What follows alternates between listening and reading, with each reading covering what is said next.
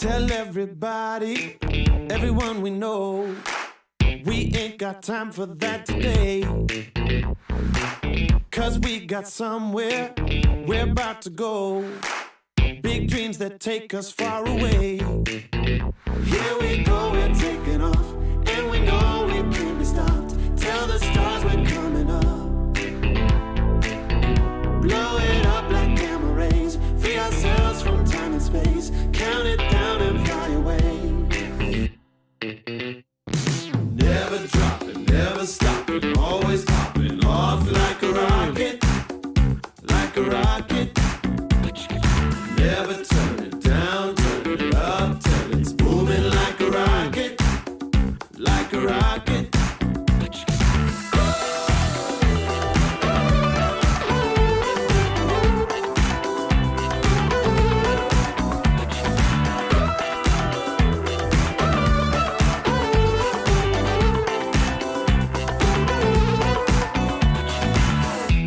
Your troubles, take back control. We ain't got time for that today. Let's close our eyes and just hold our breath.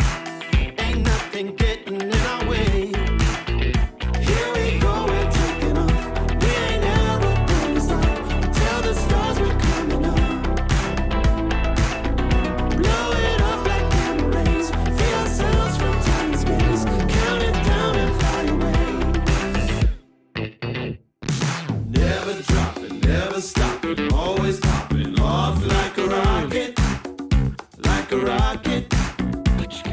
Never turn it down, turn it up till it's booming like a rocket, like a rocket.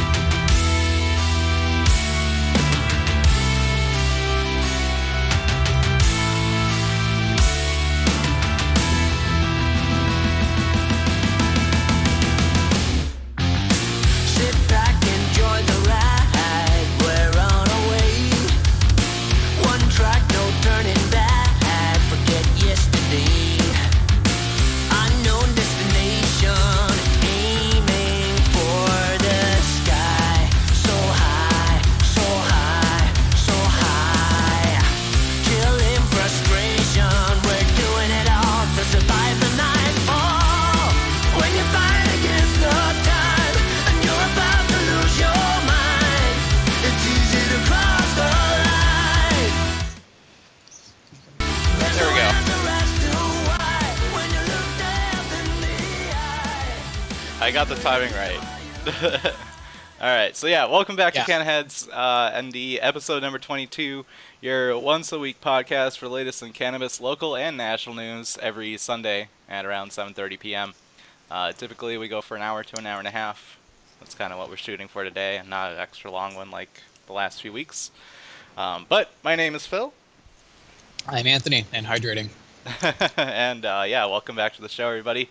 If you guys want to support ND for Freedom of Cannabis Act or our cause just in general, you can donate on the website, because I totally forgot to put the Streamlabs link up again, because I'm just really bad at doing this.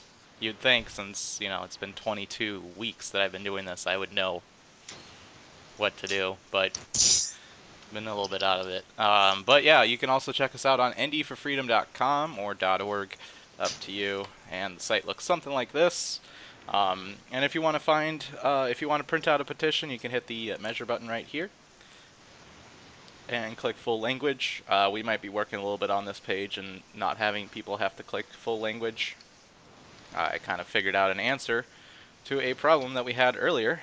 But yeah, we are a constitutional petition circulating in North Dakota that, if passed, would allow anyone over the age of 21 to possess, grow, and consume cannabis. And that wasn't supposed to play. There we go. And yeah, so anyone over the age of 21 to possess, grow, and consume cannabis. So if you agree and like to support the cause, feel free to reach out to us on the Facebook page that you're watching this on. Otherwise, we are on YouTube right now too. So yeah, that's a cool thing that we have. If you want to check out the YouTube page, it's Canna-Talk ND.com, or if you go into YouTube and type in Canna-Talk ND, you will find us on there. Other than that, it's kind of up in the air if you guys feel safe enough to go out and sign the petition. If you haven't signed yet, you can print out a petition at home, and you can't sign your own. But if you have a friend that you're staying with, or a significant other that you're staying with that also wants to sign, you can each print out one, and you can sign each other's, and you can submit it, and it's just as good as going somewhere and signing. So that's the workaround right now. Otherwise, if you do want to find a petitioner in your area, make sure to call before. But on ndforfreedom.com, there is the petition locator that will show you your nearest petitioners. So it looks something like that. We'll be going through these a little bit later, just kind of verifying that people are still have the petition. But if you do have the petition and you haven't, and you feel like you've gotten enough signatures, you can send it to Jody Vetter, which is going to be the first address on the front of the petition, which I will read out right now. And that would be 2108 Boston Drive, Bismarck, North Dakota, 58504. Anthony, if you have a chance, just throw that in chat. I can't copy and paste, apparently. Throw what in chat? Jody's address. Reading the what? Jody's address. Oh, yeah. So send in your petitions over there. It helps us a lot when you do. Even if you send in a petition, that doesn't mean it's over. You can print out another one and get more signatures. But it does help us a lot if you guys send it in, because it can give us a count. And that is very important, because we get asked that a lot. And the best number that we can give out is the amount of signatures that we have, plus an estimate of how many that are out there based on the businesses, not the people, because we don't know how many signatures somebody would be getting based on how often they're getting signatures, whereas businesses, it's constant. So yeah, feel free to send in your petitions. Anthony is going to be putting that in chat here soon. Said I absolutely will. Yeah. And if you like these kinds of shows, long form podcasty type things, you can go and listen to KRFF Radio Free Fargo on 95.9 on Thursdays from 4 to 5 p.m. with Greg Wilson. That's in the Fargo-Moorhead area. But if you aren't in the Fargo-Moorhead area, a day or two after, it goes up on YouTube. And if you want to listen live at that time, you can also go on TuneIn Radio, which is an app that you can find the Radio Free Fargo station on there. Or you can also go to radiofreefargo.org and listen live on their website. So, yeah. This story, no one is going to believe it. I did post it up earlier on the page. But Missouri lawmakers were so close in passing an amendment to a health care bill on Thursdays. And what that amendment would have done, and they were just so close, just a few votes away, would have required House members to consume a substantial amount of marijuana before performing their legislative duties. So basically, it was introduced by Rep. Andrew McDaniel, who's Republican, and it was defeated by a voice vote, so darn close. But I guess a reporter in the room did hear a few people say aye to the measure. He told Marijuana Moment in a phone interview that this time of year, lawmakers tend to pile on amendments to bills. The current healthcare-focused legislation has, and I quote, a whole bunch of crap that has been attached to it, he said, and so he saw an opportunity to get everyone to chill out and get a little chuckle with his proposal. The measure that he attached it to was SB 580, which is a bill that's in Missouri state that would state no state agency, including employees therein, shall disclose to any federal government employee, or any unauthorized third party the statewide list of individual information of persons who have applied for or obtained a medical marijuana card. So basically this would make it so that people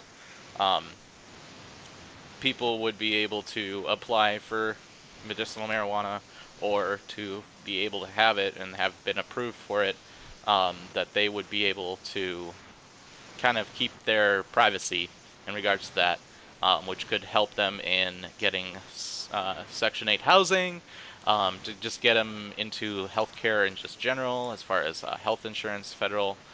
So it kind of fixes a loophole where federal government, especially with vets, for instance, the VA, I'm not 100% sure exactly how it works, but the VA would be able to see that you are a cannabis patient. And this law made to stop that. But we're just very devastated in this loss. We really hope that Missouri gets, up to speed and up to date, with House members being able to consume substantial amounts of cannabis before performing their legislative duties. So our hearts go out to Missouri. We're really hoping for the best, and we really hope that this passes.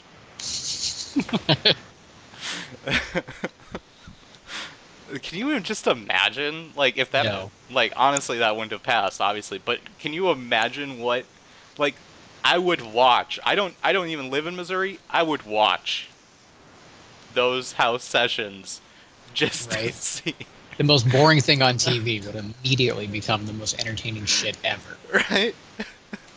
It would be awesome. I would be so happy if that happened. I'll give you an eye if you give me some Doritos. Right? Yeah. Yeah, you know how they in House sessions they always like pass around water? I was wondering if they're going to be also passing around like Cheetos. Yeah. Funyuns. Yeah, dude, Funyuns are really good. I like Funyuns. So, yeah. No, dude, that movie. Funyuns. Half-Baked. You never seen Half-Baked? I have seen it, I just don't remember the scene. Yeah, the dude was just like, in Funyuns. Yeah. Yeah, I saw Half-Baked probably, like, a long-ass time ago, so... I should watch some more stoner movies. I haven't watched any, like... Oh, How High? That's another one of my favorite ones. What's the one with, what's it called? Where they start, like, a cannabis, dispensary... Or not a dispensary, but, delivery service. I think it was Half-Baked. Yeah, that's Half-Baked. Yeah, okay. Yeah. Okay, now I can put the two together. Anyway, so yeah, if you guys have any thoughts or suggestions of how Missouri could pass this very important law, please throw it in the comments for me. I would love to read them. Like, honestly, it's the funniest thing I think I've read in quite a while. So when I saw that, I was like, wait, what? Yeah, that's the scene. I'd play I just it, want to but share it because it's funny. yeah, I was gonna say I'd play it, but copyright. Yeah, so Pineapple Express, yes. Actually, Pineapple Express was probably my favorite Seth Rogen movie. What's the one where like the world was ending? That one was kind of crappy in my opinion, but Yeah. what was the name of that movie? Somebody I'll knows. I'll look that up if you want to keep going. Yeah. The next few stories actually, there's one that is going to kind of break it up, but we have a couple North Dakota stories, so I promise it's not going to be all, um, like, not in the state. I'm trying to find more North Dakota stories, basically, but a lot actually happened in North Dakota, so, um, there's,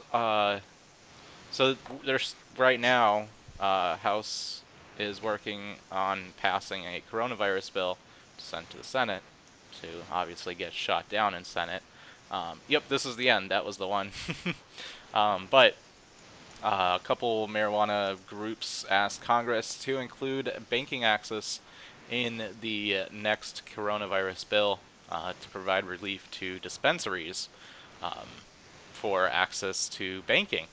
So right now, as we stand, there is the SAFE Act, which is in Senate, and it's just kind of sitting there, waiting to be murdered. Right now, there's also a report that shows viruses can live on cash for up to 17 days. And unlike other essential industries with access to remote payment processing and the use of credit cards to make a transaction entirely contactless, an industry limited to cash transactions must do business in close proximity to the public while immunocompromised or otherwise medically vulnerable patients are around. So a lot of these places, the way that they kind of get around that whole um, aspect of the banking access is they have an ATM. So they'll have an ATM that's in the waiting room there. You go and you can pull out cash, but then you still have to pay cash to the dispensary. There's a couple in Colorado, and there's a couple in Texas, or maybe it was in Texas, in the South somewhere. I'm not 100% sure, but I don't think it was Texas. I don't know why I was thinking Texas. Anyway, um, that they do have some payment processors that will allow them to take in credit cards. The problem with that is the payment processors are kind of taking a ginormous risk with the companies that they're processing the payments for. So Visa, MasterCard, I don't think anybody uses American Express, but that would be one of them. Um, they wouldn't have, they could be cut off. The payment processor could be cut off.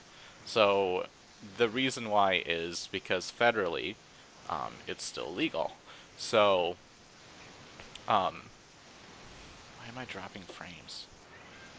Okay. Sorry if it's choppy. I'm recording it too, so I'll probably just re-upload it if it's shit. But, so these dispensaries are having to do cash deposits into a bank. Some of them can't even get banking access. Don't know how they deal with that afterwards, but there's a lot of businesses that in the cannabis industry, growers, dispensaries, all of that, delivery services too. You have the word cannabis in your name anywhere or in your industry, your access to banking is very, very low.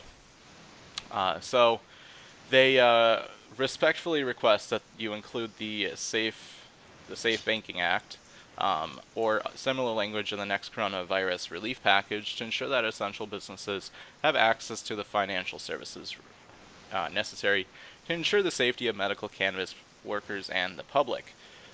This would make it so that they would have temporary access to banking, as far as payment processing as well. And so that's pretty much, so a lot of the states have made it essential. The cannabis dispensaries, medicinal specifically, are essential services. So if they're essential services, they should have the ability to take the full safety measure of being able to process payments. There's a company, a major cannabis company called Canna. and is asking people to send messages to their representatives, stressing the particular need for banking access during the outbreak. So this is only during the outbreak, but I feel like this would be perfect to do a little trial run. Like, hey, nothing went wrong during the most stressful time in U.S. history nowadays. In this era, if nothing went wrong then why not keep it going? I think is their idea, and it's also probably a way to have them speak on the SAFE Act in Senate, which is kind of where it sits. I don't think did we talk about it? Kind of. It got a really bad mark from the Finance Committee in Senate, but I don't think it got killed. No, I'm pretty sure so. Yeah. Either way, this would be very, very helpful. And we have a lot of, we have the Fargo dispensary that closed down. But,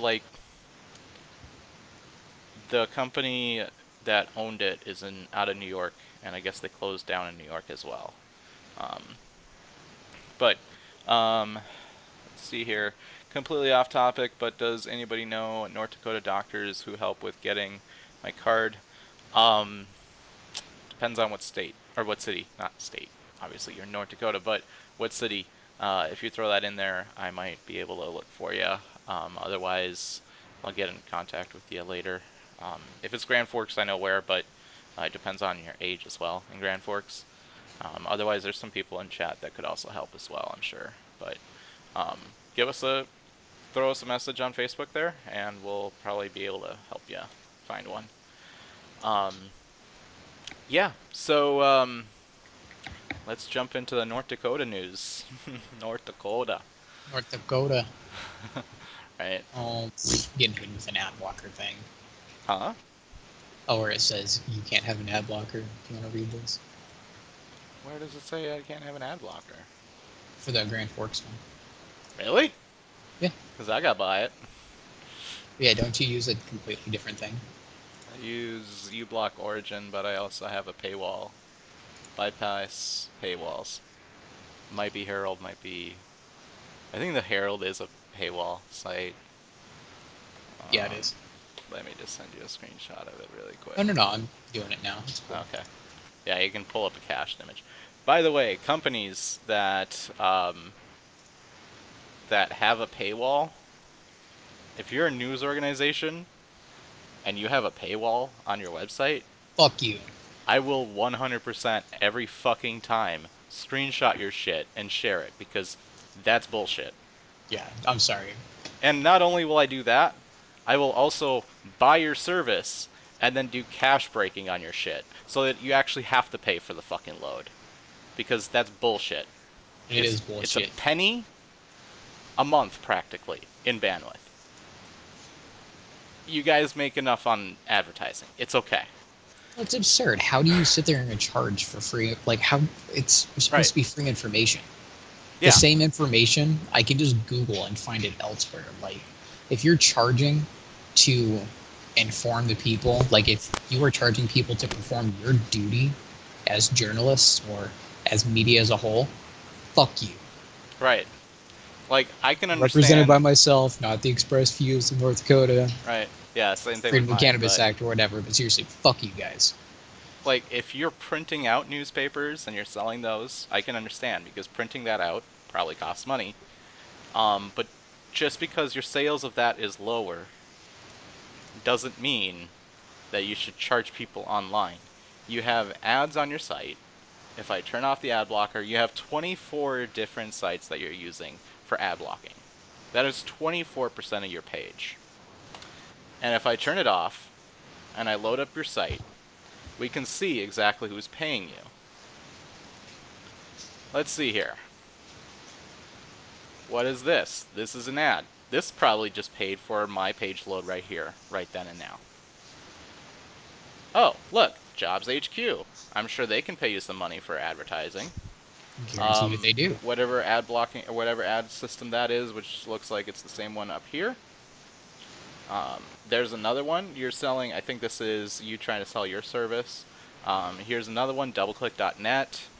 All these people can probably pay for that hosting bill, that major, big-ass hosting bill that I'm sure is just insane, because it's not like anybody else has ever hosted a website in their entire life and doesn't know how much even a dedicated server costs, which I'm sure you probably need with this website.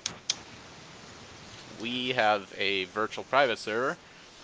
We pay what, $25 a month for way too much power than we need. Like, anyway, rant over on that. But Mandan, but travel to Fargo a lot. There might be. There's actually a couple of places in Fargo that I'm blanking on. One of them is a spa. I've forgotten the name of the spa, but I can definitely look that up for you after the stream. I'll like comment in your thread there. So sorry, I just can't think of them off the top of my head, but I know a couple in Fargo, so I'll give you a message. But a Grand Forks woman is so. I guess let's do a little pre-story here. You could have always, well, depending on the reasoning, but you could get a mail-in ballot. Right now, because of COVID, the primaries are all mail-in ballots. The way that apparently it works is you fill out an application, and in an application you make a signature, and if that signature that you made in the application does not match the signature on your ballot, it gets thrown out without anybody telling you about it. And that's what this lady here is saying, along with a couple of other legal centers in North Dakota. Maria Romo, she had difficulty writing. She has multiple scoliosis. She did an absentee ballot in 2018, and she sent in that ballot. She thought everything was fine. 2019, 2020 rolls around, and a company by the name of Campaign Legal Center contacted her in April, asking if she wanted to be involved in a lawsuit of her discarded vote. This was news to her. This was the first time she's ever received notice that her vote was discarded in 2018. So she is suing the, what is it, I think Al Jager, Secretary of State, or maybe it's just North Dakota as a whole. Not exactly, I think it was Al Jager. But she is now the plaintiff in a lawsuit that alleges North Dakota's error-prone signature verification processes disenfranchise vulnerable voters. She didn't know. She got contacted by the Campaign Legal Center, asking her if she wants to be a part of a lawsuit. Imagine just that random phone call. So she wasn't even ever told. She thought her vote went through, everything was fine. The ballot was discarded because her signature did not correspond with the signature on her ballot application. And the suit also includes Self-Advocacy Solutions North Dakota, which is a nonprofit advocacy group in Grand Forks, North Dakota. That's actually pretty close to me. I'm in Grand Forks, but like literally it's a 2-minute walk. They are a nonprofit advocating for the rights of people with disabilities. So they state that the verification process is error-prone and that election officials who compare the signatures are not trained in signature verification. Voters whose ballots were discarded are not notified, according to the complaint. North Dakota has moved to a statewide vote-by-mail election because of COVID, and the suit requests the court bar election officials from discarding a ballot on the basis of signature verification without first notifying the voter, and requests Jagger issue the same guidance to county elections. So the suit also requests attorney fees for the plaintiffs, which is a little weird. No, not really weird, but I can't imagine what the actual justification for that is. But if you win, I guess why not wait till you win to sue again? But either way, maybe they're trying to get two birds with one stone on that, but that's kind of fucked up.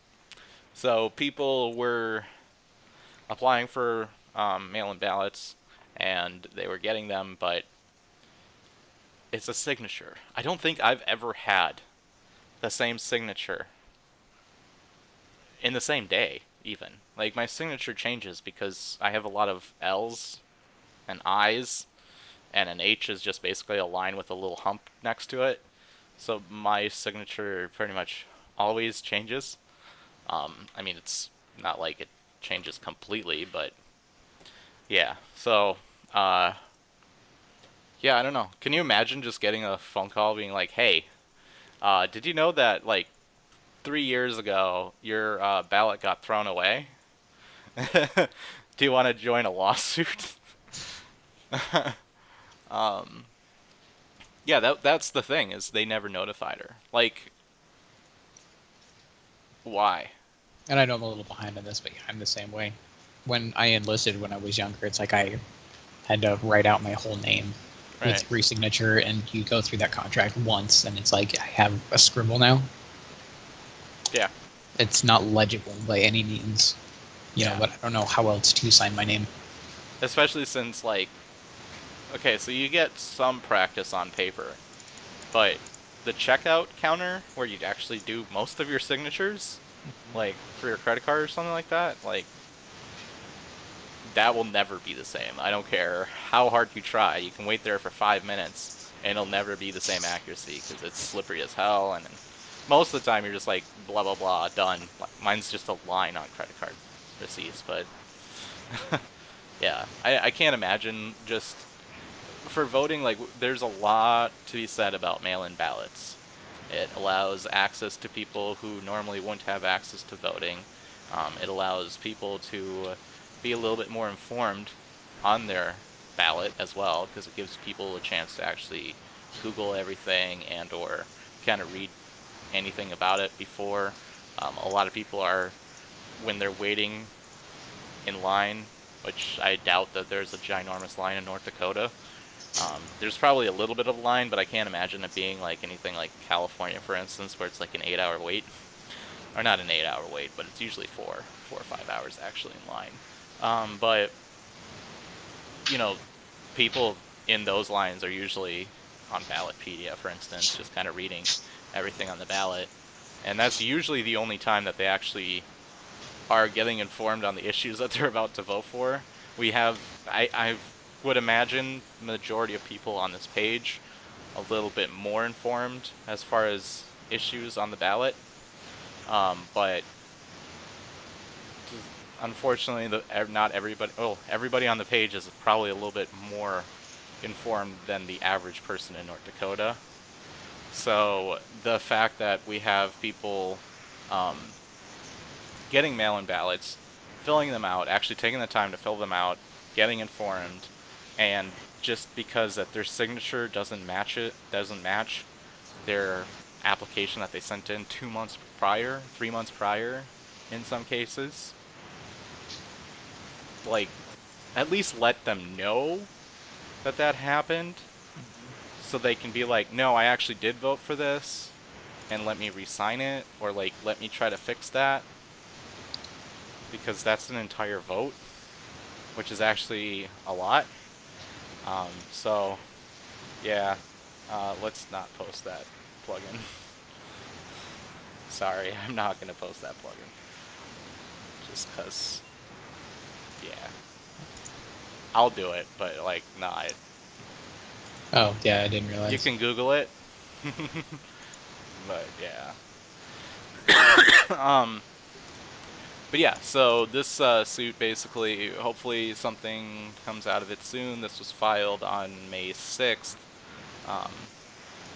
So hopefully something comes of that.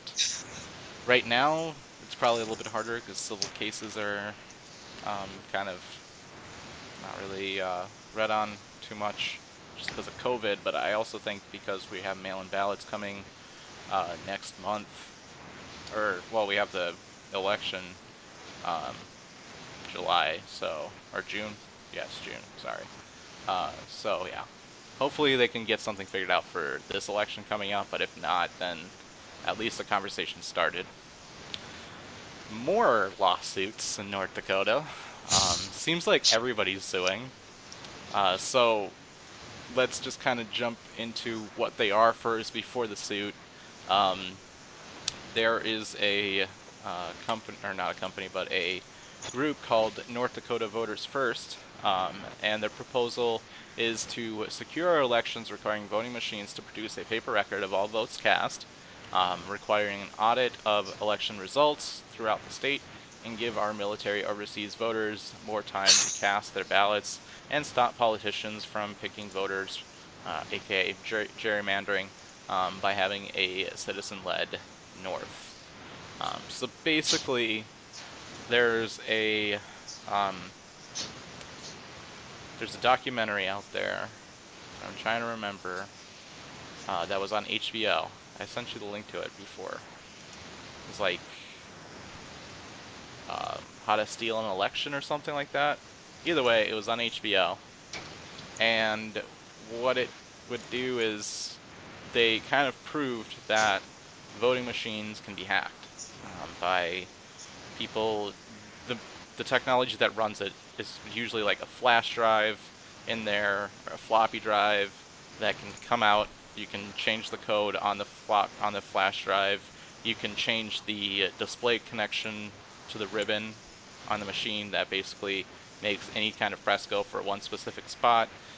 You can really just kind of fuck with them. And a lot of the times that during voting, on the voting election day, they're probably watched a lot heavier. But then again, you're behind a curtain as well. But before, a couple days prior, they're pretty much just chilling in schools, elementary schools and gymnasiums, um, without much security. So it doesn't really stop anybody from coming in and doing that. There was a guy that did that and has been doing that over the last few years, actually. Um, and he's just kind of like a security tester. He doesn't do anything to the voting machine. He just says, "I got in," and he takes a picture with it. So their proposal was submitted in March 6th and was approved for circulation on April 30th after correction. And their petition is basically to do the paper ballot. So you would vote on the computer, but it would print out a receipt, and that receipt would be then collected, and the voting numbers on the machine have to match the ones on the paper receipts. So they can verify they can just do double voting almost, but basically verify that one person's vote wasn't changed because it would be seen on a paper ballot. So it also will make gerrymandering, which is basically the ability to control your districts. So they can say, like, for instance, Grand Forks is in, I think it's 4 or 5 different districts. So you have different districts in a town of, what, 6,000, 10,000? Okay. I don't. Huh? Grand Forks? Grand Forks. Oh, I don't know. Grand Forks I can- population is 56,000, really? Totally thought it was Wow. much smaller. Political districts. Sure.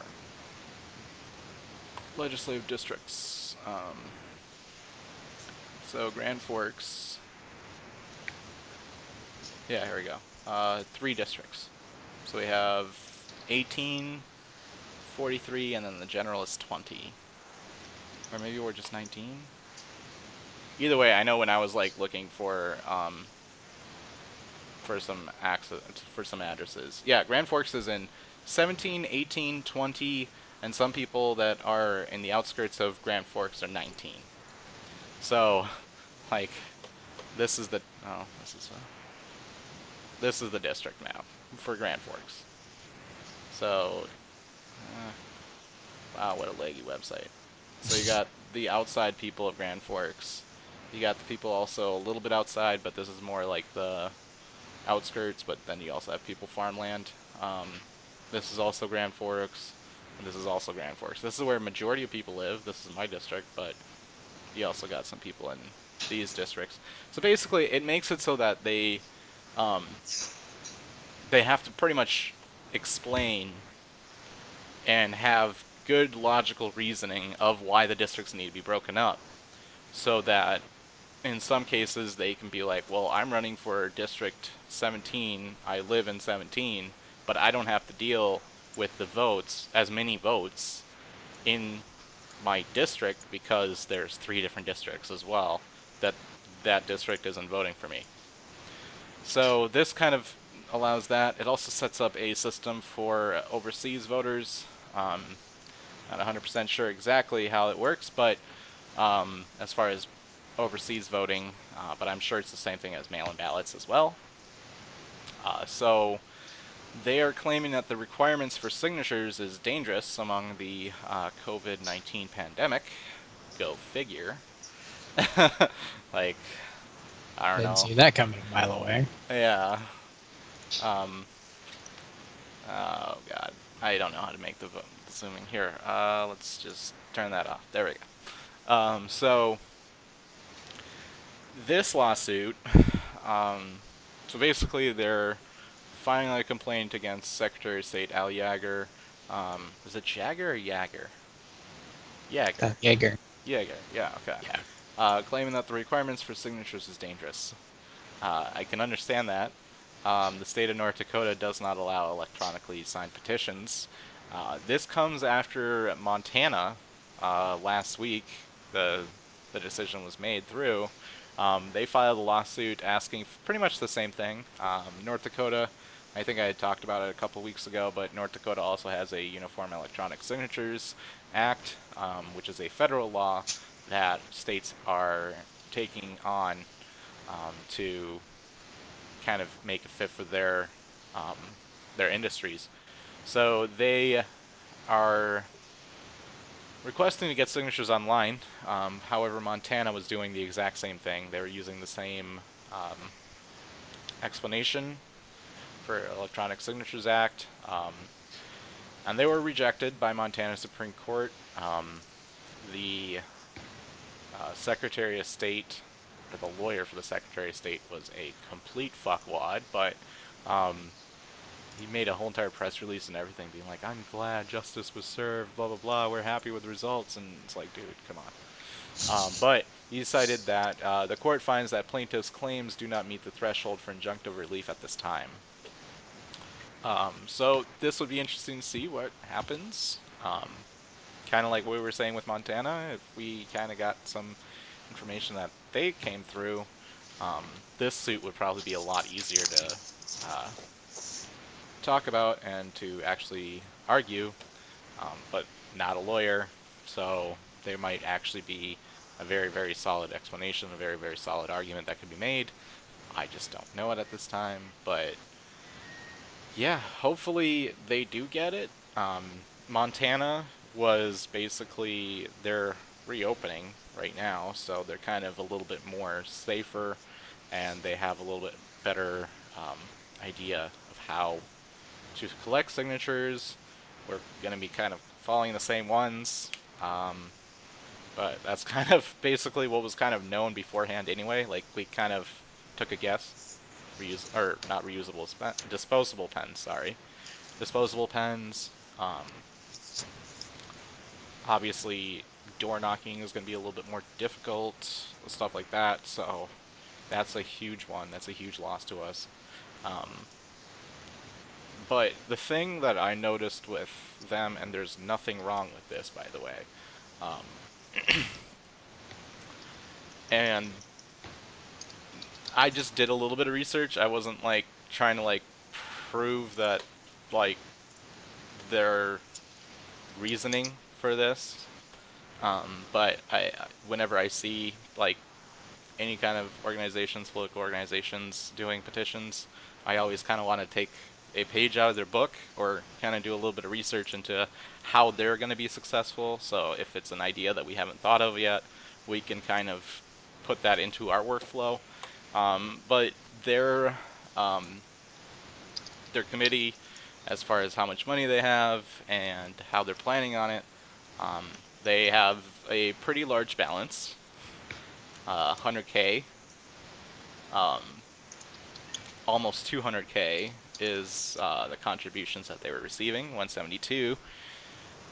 Which leads me to believe, and I don't know this per se, but I can understand why they would want to do it, is pay petitioners. I think they were planning on paying petitioners to go door knocking for them, and this is the reason why they had filed this suit, is because if they got approved for something like that, they would be able to save the money for the paid petitioners. But if basically they can't do it online, they might be looking at doing paid petitioners.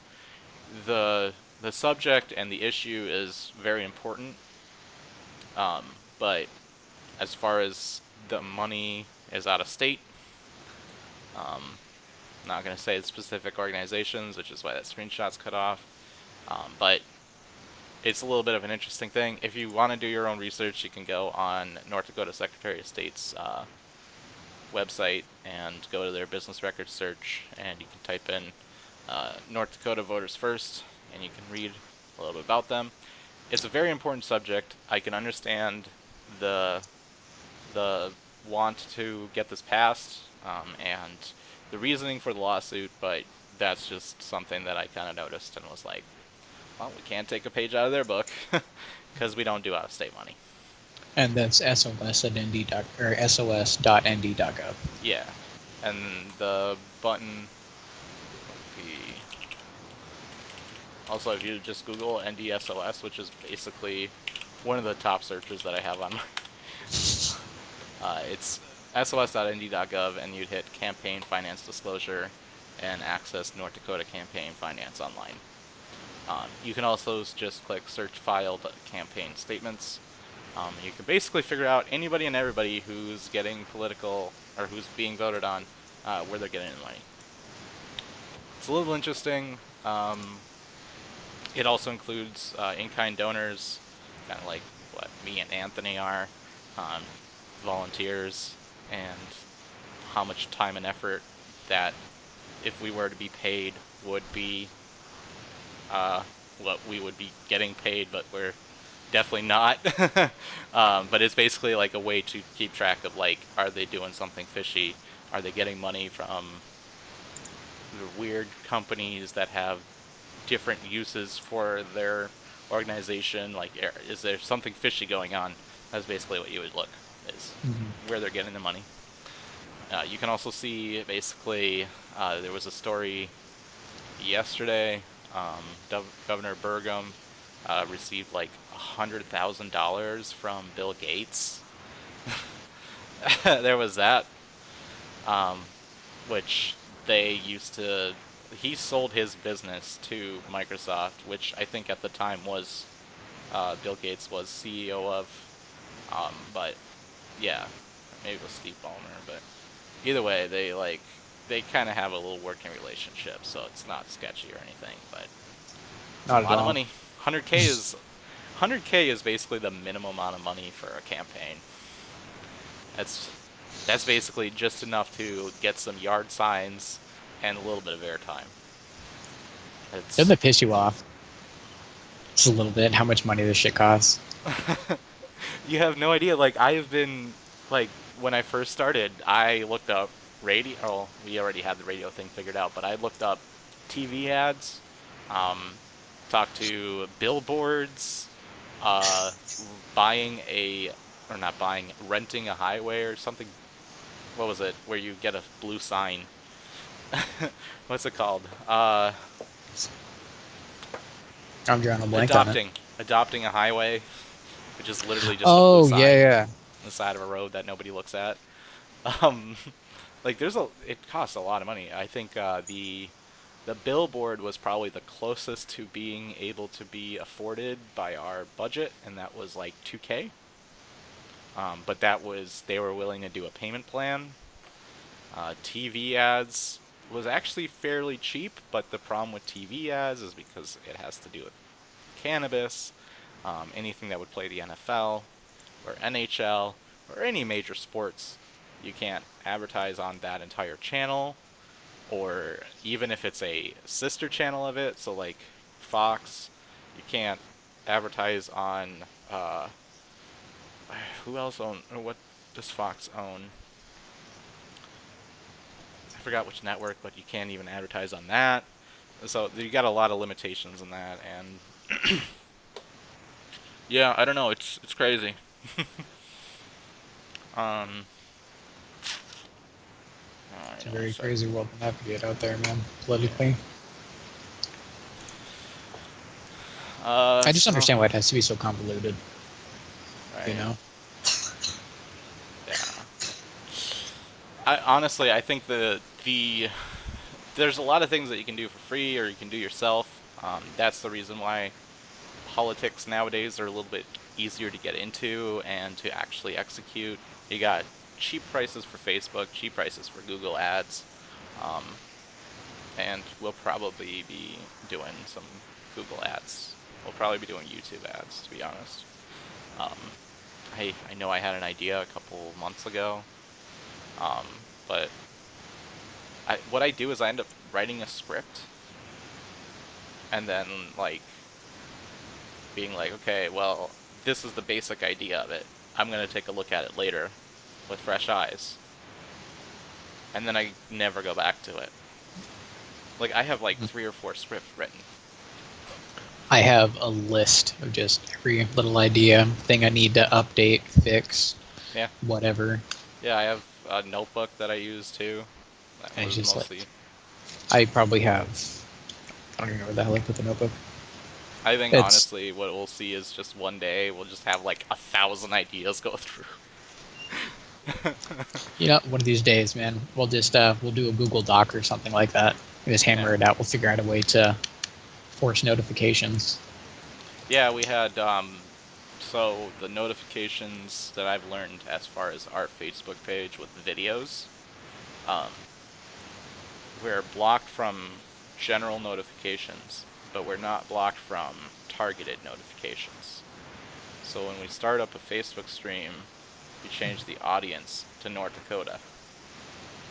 And then you start the stream and then you change it out to regular audience. Yeah. There's little tricks.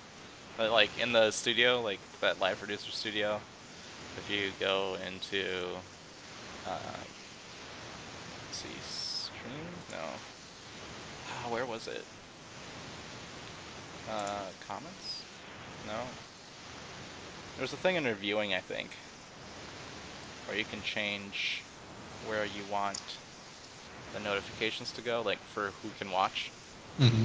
And you set that to North Dakota or like area, general area.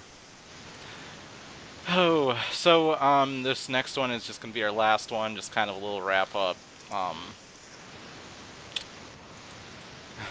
So a couple of months ago, the statutory law or Century Code law organization had basically stated that, hey, we're probably not making into the generals. They kind of gave up. I think they feel bad about giving up and or feel like they made the wrong move. So they had apparently contacted Marijuana Moment to start this whole entire thing. And they had stated publicly, with the state reopening, we are contacting our business partners over the next few days to confirm that they are still collecting. We will update with the list as it becomes available. If you were one of the business partners and are no longer collecting, feel free to message us privately. If you are still collecting, we would appreciate if you do so as well. Because, you know, every single of your position locations all read Marijuana Moment, I'm sure. But that was a public Facebook comment. They were also deciding how to deal with door-to-door. They feel like it's too soon. I would tend to agree.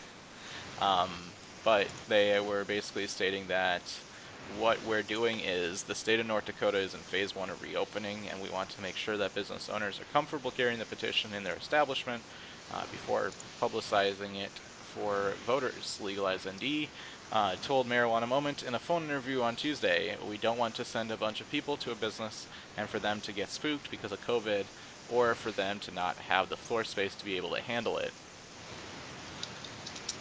The floor space to be able to handle it. That hurt my head. Yeah. They were planning on doing a door-to-door signature collection, and they would be putting that on pause due to the risk of spreading the virus. Many businesses that carried the petition on site were also shuttered due to the state order and social distancing requirements. Um, I can only imagine. Like, the thing is like, I know of a couple in North Dakota that were carrying our petition that are going to have a very, very hard time to recover financially, and possibly have already not been able to recover financially. There's one in Grand Forks. For us, there was actually one of like the main supporters. They're not. Their petition wasn't in North Dakota. Their company, like the company that they own, Mother's Music, wasn't in. That's in Moorhead, so it's on the Minnesota side. But they were having issues as well. I don't know what the outcome of that was, but there was a GoFundMe going and everything like that. Like, the businesses were really hurting this, but I don't think right now is the. While we also still have petitions at businesses, I don't think right now is the great time to push that. Yeah, it will get people into the doors, which is very important.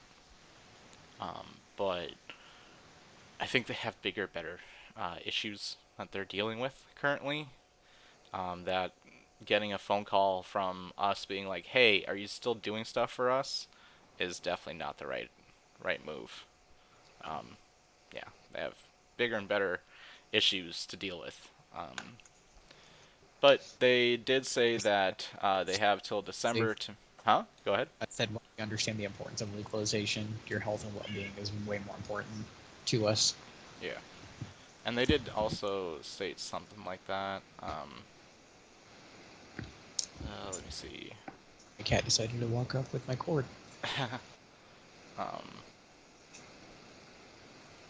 Yeah, I'm not 100% sure exactly.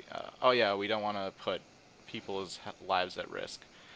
And they also stated that it's unlikely that they'll meet the December deadline. Oh, the earlier deadline. They didn't say anything about December. So it's the earlier deadline. So they're probably aiming for the primaries in 2022, which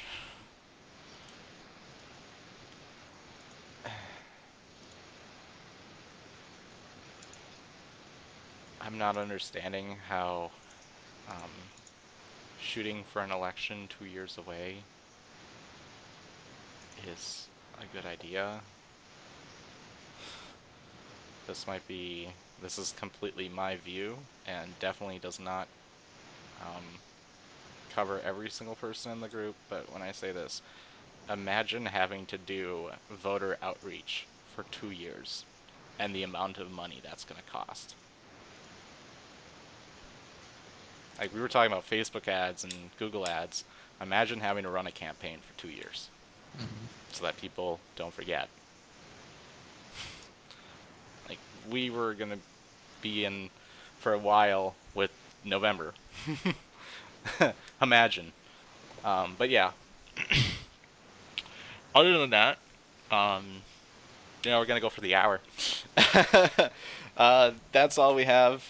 If you like this video, make sure to share it. Check us out on YouTube at Canna-Talk ND. That is cannatalknd.com. Might as well just announce this now. Canna-Talk ND is going to be going to podcasting platforms as well as being on the radio and on YouTube. So you can sign up on any of your podcasting platforms. We'll be announcing that probably sometime this next week. If what I'm reading on the website is correct. So we're going to be submitting the episodes, the edited down episodes without the music, obviously. That would be going on YouTube. It would still be going on YouTube. It would still be on radio.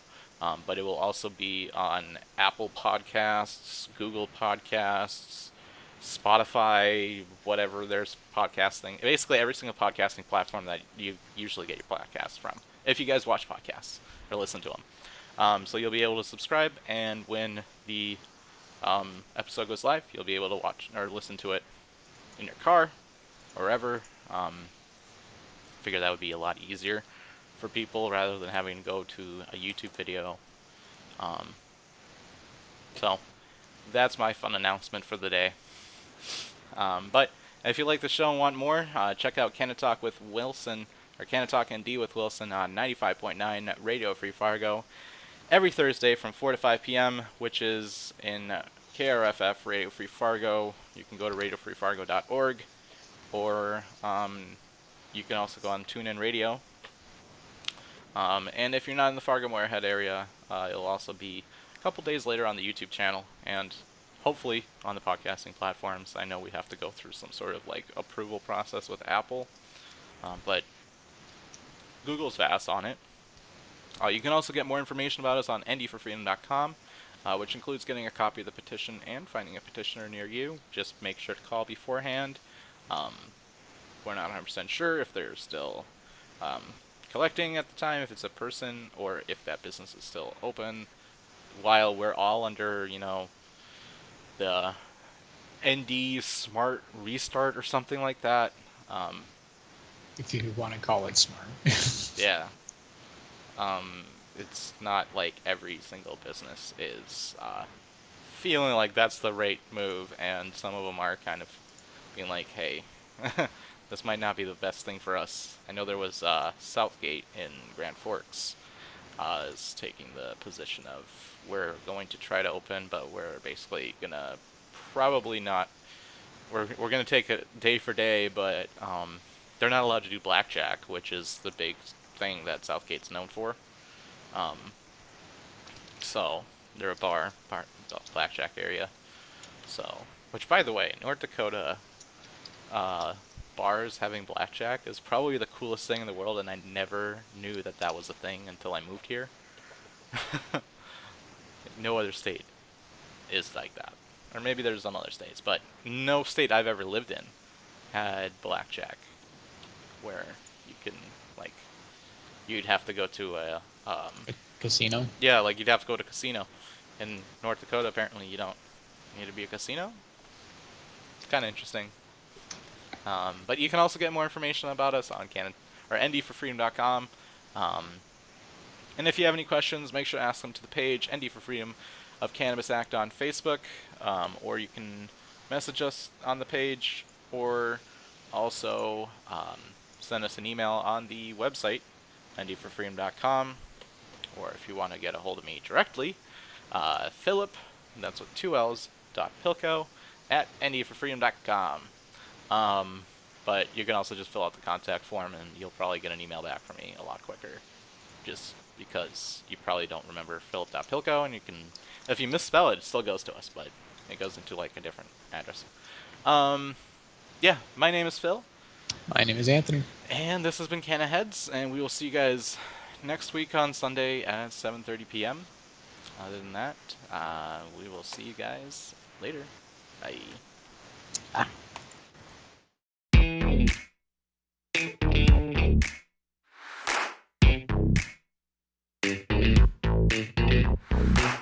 Tell everybody, everyone we know, we ain't got time for that today. 'Cause we got somewhere we're about to go. Big dreams that take us far away.